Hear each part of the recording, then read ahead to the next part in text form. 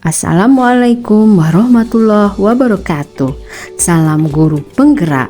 Bapak Ibu guru hebat, saya akan menyampaikan materi koneksi antar materi, kesimpulan, dan refleksi pemikiran Ki Hajar Dewantara modul 1.1. Ketika mendengar nama Ki Hajar Dewantara, pastinya pikiran kita langsung tertuju pada istilah Ing Ngarso Sung Tulodo, Ing Madya Mangunkarso, dan Tuduri Handayani. Ing Ngarso Sung Tulodo artinya di depan memberikan teladan, Ing Madya Mangunkarso artinya di tengah memberi semangat, dan Tuduri Handayani artinya di belakang memberi dorongan. Saya tahu betul ungkapan tersebut, ya. Namun belum sepenuhnya menjiwai dan mengamalkannya dalam peran saya sebagai seorang guru. Yang saya percaya tentang murid dan pembelajaran di kelas sebelum saya mempelajari modul 1.1 adalah: pertama, memandang anak-anak sebagai gelas dan kertas kosong. Untuk diketahui bahwa saya adalah seorang guru ekonomi. Dalam pelajaran ekonomi ada beberapa pelajaran yang sulit bagi siswa. Atas dasar ini saya meyakini bahwa siswa pasti susah untuk memahaminya. Akibatnya saya sering memperlakukan siswa sebagai gelas kosong, dan saya perlu mengisinya dengan pengetahuan yang saya miliki dan menjadikan diri sebagai satu-satunya sumber belajar. Bila kelas itu sudah penuh dengan pengetahuan, maka itu akan dianggap sebagai sebuah keberhasilan. Dalam hal pembentukan karakter, saya sering memperlakukan anak-anak layaknya kertas kosong. Hal-hal yang saya anggap baik itulah yang perlu saya coretkan pada anak-anak. Saya menganggap bahwa watak mereka akan dibentuk melalui didikan saya. Kedua, memandang semua anak itu sama.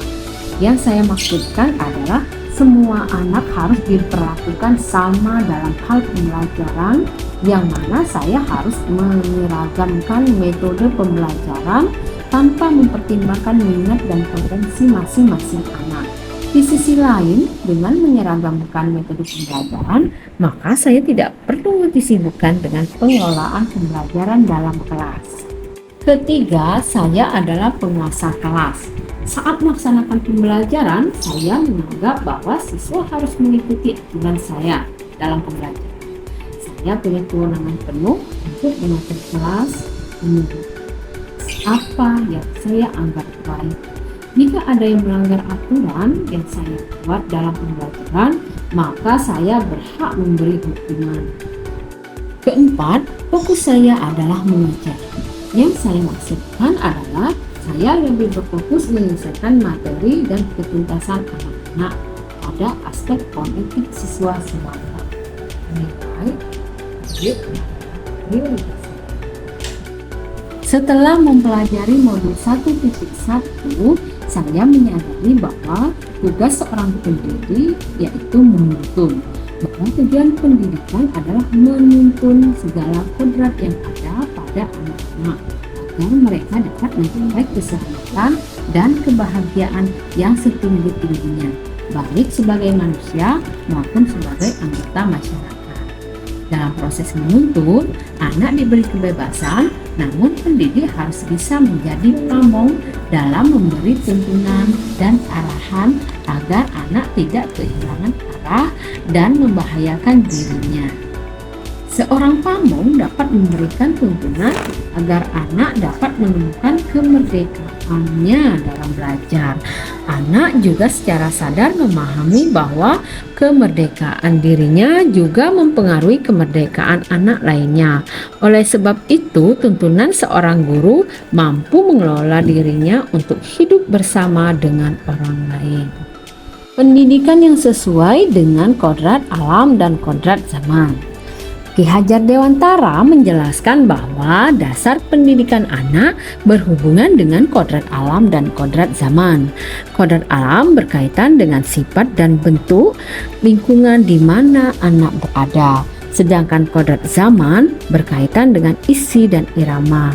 Ki Hajar Dewantara hendak mengingatkan pendidik bahwa pendidikan anak sejatinya menuntut anak mencapai kekuatan kodratnya sesuai dengan alam dan zamannya. Bila melihat dari kodrat zaman, pendidikan saat ini menekankan pada kemampuan anak untuk memiliki keterampilan abad 21. Sedangkan dalam memaknai kodrat alam, maka pendidikan harus disesuaikan dengan konteks lokal, sosial, budaya murid setempat. Murid di Indonesia Barat tentu memiliki karakteristik yang berbeda dengan murid di Indonesia Tengah atau Indonesia Timur. Pendidikan yang memerdekakan dan menghamba pada anak.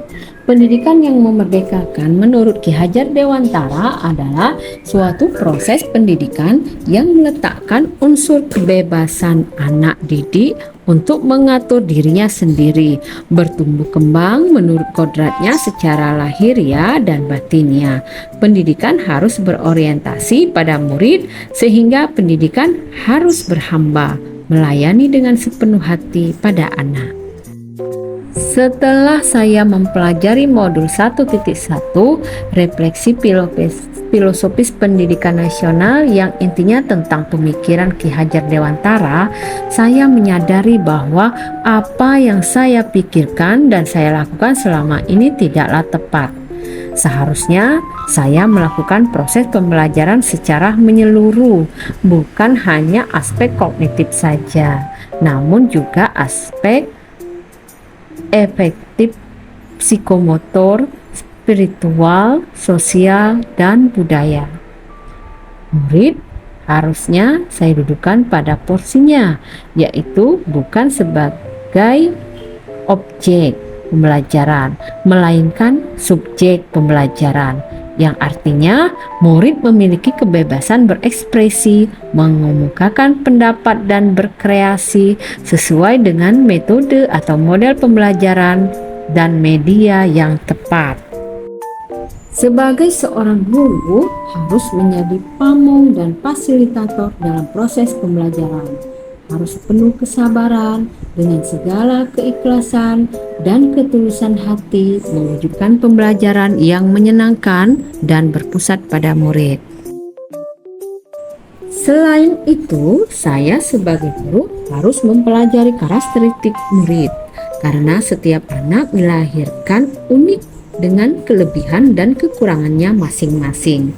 Saya harus menghargai setiap karakter murid dengan memberikan kesempatan untuk mereka tumbuh sesuai dengan kodratnya.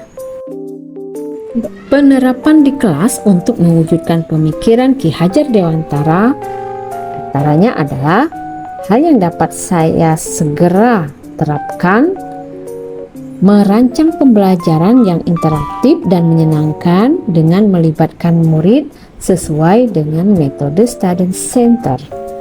Saya akan menerapkan pembelajaran abad 21 yang sesuai dengan pemikiran Ki Hajar Dewantara, yaitu berpikir kritis, kreatif, komunikasi, dan kolaborasi dengan berpegang teguh pada konsep memerdekakan anak. Penerapan di kelas untuk mewujudkan pemikiran Ki Hajar Dewantara selanjutnya yaitu pembelajaran tidak lagi menuntut, tetapi menuntun, karena tugas guru adalah memberi tuntunan atau arahan yang baik kepada murid dan berusaha menjadi teladan bagi murid, baik dalam perkataan maupun perbuatan. Selanjutnya, saya harus mengenali karakter dan latar belakang murid dengan menjalin komunikasi yang baik. Demikianlah yang dapat saya sampaikan. Semoga bisa mendapatkan ilmu yang bermanfaat dari presentasi ini. Kurang lebihnya saya mohon maaf. Wassalamualaikum warahmatullahi wabarakatuh.